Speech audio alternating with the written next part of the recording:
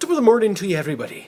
Chapter 15, Lesson 1 here, and what we're taking a look at is the election in 1860 and the arrival of a new Democrat in office, a guy named John F. Kennedy, and how he's going to be changing American society. And we're going to look especially at how America is changed in our society because of Kennedy. And you're going to see a couple of things here. You're going to see that America will no longer accept their president to just be good on the radio. You're going to see Americans wanting a president who's TV savvy, who can speak to the entire nation on television as well as on the radio. And you're going to see a president that at the same time is going to tell Americans that it doesn't matter what my faith is, I'll keep that out of my politics, that my religion will belong over here and my politics will belong over here, and that I'll have this space in the middle between them and the two won't interact. So let's see how Kennedy is going to do that once he ends up in office. So this 1960 election is going to be, on one hand, JFK and his vice president, Lyndon Baines Johnson from Texas, the Democrats, versus Richard Nixon, who is the Republican. And it's the first time in 1960 that the candidates are going to make use of television. And really, for the most part, the candidates are pretty similar when it comes to most things in terms of foreign affairs and dealing with other countries. For example, they both have very similar opinions about communism. Here's what Nixon said about it. He says, communism denies God, it enslaves men, and destroys justice. And Kennedy felt very much the same way. They both also took a look at Eisenhower and said that massive retaliation, this idea of threatening war to get peace, that's not the way to go about doing that. You don't want to threaten to kill somebody and hope that they back down, because what if they don't? Instead, they want to go back to limited wars. So when it came to foreign affairs, both candidates were pretty similar. Limited wars is the way to go. Both don't like communism. But there were some key differences between the two candidates. Nixon, for example, really thinks that the way Democrats often deficit spent, they spent more than they made. That would cause inflation. He was really kind of worried about that. And he was a very formal and stiff candidate. My name's Richard Nixon, and I'll tell you exactly how it is, and that's just the way it is. I'm very forceful. But Kennedy, John Fitzgerald Kennedy, was a much more outgoing and friendly individual. I was much warmer. I smiled a lot more. He just had that a different kind of feeling. But the people had concerns with Kennedy, especially his religion. See, he was Roman Catholic, and lots of people were worried that the religion, the Roman Catholic faith's leader, the Pope in Rome, would have an influence on Kennedy. You know, like, for example, when it comes to attacking or containing communism in a country with a lot of Catholics in it, like, I don't know, maybe Hungary. So Kennedy says, you know what, we're gonna get communism out of Hungary because the Pope says so. Well, what if the American people didn't want us to do that? The people didn't want Kennedy's leader of his religion having too great of an influence on his politics. So Kennedy, in order to kind of soothe these concerns that lots of people who were Christian but not Catholic, we call them Protestants, he would talk a lot about the separation of church and state, the split between religion and politics. And so he says, for example, I'm not the Catholic candidate for president, I'm the Democratic Party's candidate for president who happens to be Catholic. Right? It doesn't matter if I'm Jewish or Muslim or Hindu or Buddhist, or if I don't believe in God at all. Because my politics are one thing, my faith is another. Kennedy was also concerned about the fact that when it came to the two countries, the Soviet Union and the United States, that there was a missile gap potentially, that the Soviet Union had more nuclear weapons than we did. Kennedy was able to express this concern in a way that was youthful and optimistic, and as a result, he's going to win this election. And once he wins the election, he's going to want to put some things into place and make some changes, and we want to see what those are. The problem is that even when a president has ideas and wants to fix society and society's problems, there are things that can prevent you from doing that. So, for example, when fear overtakes you, it can stop you from seizing an opportunity to go against things like inflation or deficit spending, or when the beliefs of a particular group of people can keep you from compromising over things like the role of government, or when racism will prevent change in society. The government won't be able to fix problems when those things happen. But sometimes the government can do things. And Kennedy will have some successes when it comes to women's rights and opportunities for those that are developmentally challenged and encouraging economic growth in our country. So let's kind of break down some of these failures and successes and why they might have occurred. So Kennedy called all of his ideas the new frontier, this idea that there's a new frontier in America and we are going to go for it. And the core of this is more funding for education and health insurance for the elderly. That's the kind of the centerpiece of this. And he even comes out in his inaugural address and he says, "Ask not what your country can do for you, but what you can do for your country." This idea that citizens need to get involved in helping others, that we're not going to be able to actually just rely on the government to do everything, that in fact citizens need to take an active role in this. Now, with that being said, Congress isn't just going to be like, "Oh, you know what, Kennedy, thanks for all this stuff, and we're going to do everything that you want us to do." That's not how that's going to work. So, for example, Republicans and Southern Democrats are going to defeat a bunch of Kennedy's proposals.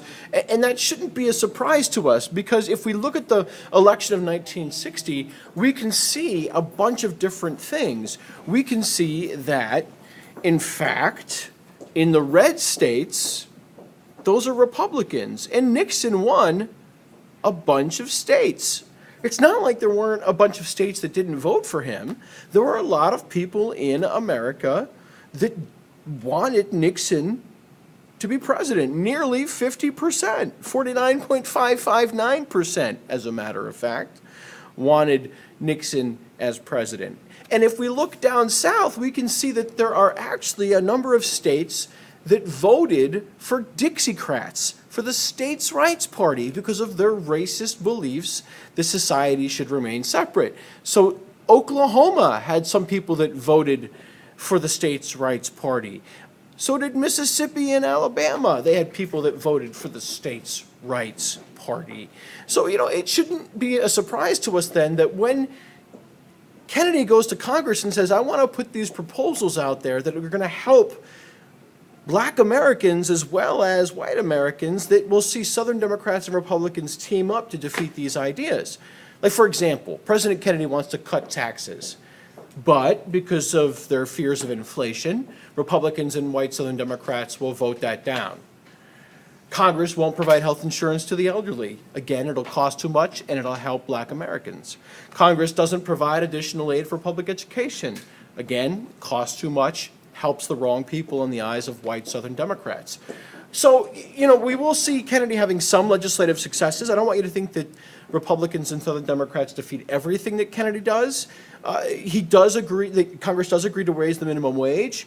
It does agree to a commission on the status of women, which says for the first time ever, we should have some sort of action against discrimination against women in the workforce and fair pay for women, meaning that President Kennedy's administration advances women's rights. And we do see for the first time ever the government studying ways to help those with developmental disabilities. The panel on mental retardation, which was what we called it back in 1960, we don't call it mental retardation today. Developmentally disabled or developmentally challenged is how we'll refer to that now. But back then, this was groundbreaking stuff that our government thinks that we can help these people for the first time be more active in our society. So Kennedy does definitely have some successes. He also has some failures. And what we want to do then is see how society will change based on some of these programs and on some of the court cases that come about.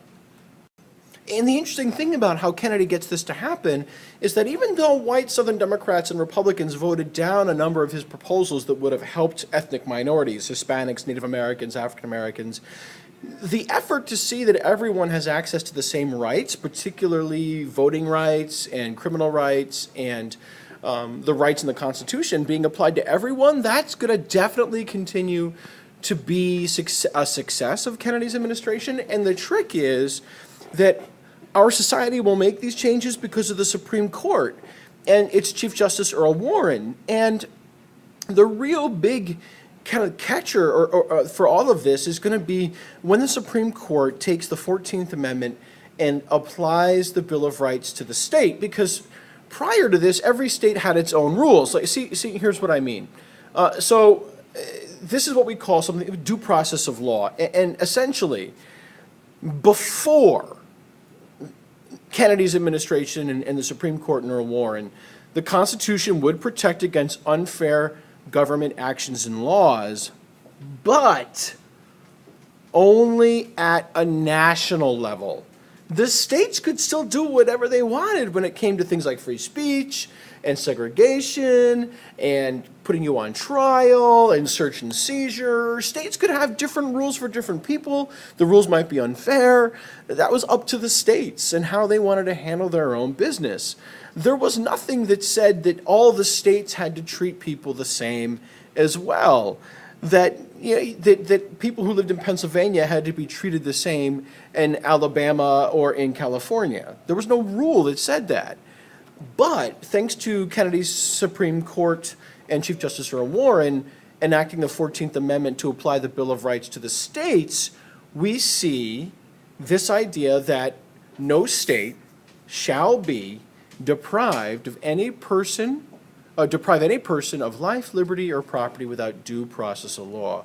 And what that means then is that now the 14th Amendment says state and local governments can't act unfair either. This is a really, really huge deal because it means that things like segregation will eventually be found unconstitutional. Without this, you cannot say that people of different races, people of different genders and sexual identities have to be treated the same across our country. You could have states that could do their own things. Several important cases in the early 1960s show this idea. For example, Miranda v. Arizona, which says that regardless of what state you live in, you have the right to remain silent. That's your Miranda rights. And the other things like right to an attorney and all those other things you hear on Law and Order. Or Reynolds v. Sims, which says that we have to change the way we count votes to make sure that everyone's votes matter the same. Let me show you what I mean. It used to be, right, that you could draw up your own political districts based on changes in population. This is called reapportionment, and that every district would get one representative to Congress. So here's a way to do this where you can unfairly give access to people who might be rural voters. So here's Pennsylvania, and I'm going to circle the places that have the most population in Pennsylvania, right? You see those four corners right there, right? Well, Pennsylvania has a bunch of different representatives in Congress. Mrs. Davenport, what do we have, 18 representatives in Congress currently? Used to. I don't know if that went up or not. I think it's 18 still. So what we could see here then would be the government of Pennsylvania dividing the lines. Right now we have 2 districts right there. Now we have 4 districts. Now we have 6 districts. Now we have 8 districts, right? And then 10, 12, 14, 16, 18, right? 2, 4, 6, 8, 10, 12, 14, 16, 18 districts. The problem is this gives people who live in these big cities only a few votes. Still 18. So the people that live in these big cities get 1, 2, 3, 4, 5, 6, 7, 8 votes in Congress. But the people who live in the middle of nowhere, the rural voters, they get 1, 2, 3, 4, 5, 6, 7, 8, 9, 10 votes in Congress. That's 10 to 8. That's not fair. More people live in those 8 votes than in the 10 votes. So Reynolds v. Sims says you can't do that. You can't give an area without as many people more say than an area with people. Instead, Reynolds v. Sims says that every district in Pennsylvania and in every state has to have about the same population, so everyone's influence is the same. It's called one man, one vote, and that principle of one man, one vote means that all citizens' votes should have equal weight. So now when we look at a map of Pennsylvania, what we see is it looks like this. Check it out. That area of Philadelphia now has 1, 2, 3, 4, 5, 6 different votes instead of just 2. Pittsburgh, 1, 2, 3, 4 areas in Pittsburgh instead of just 1 or 2, and so on down the line. The goal here is to show that everyone now gets an equal weight in each state. That's the idea.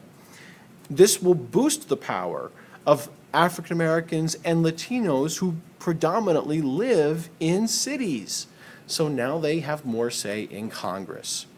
I think it's a good summary of all these different components, and we're going to take a look at this in more detail when we get in class. But I think it's a good breakdown of Kennedy and some of the policies and changes and the ways our government tries to fix our country and change society.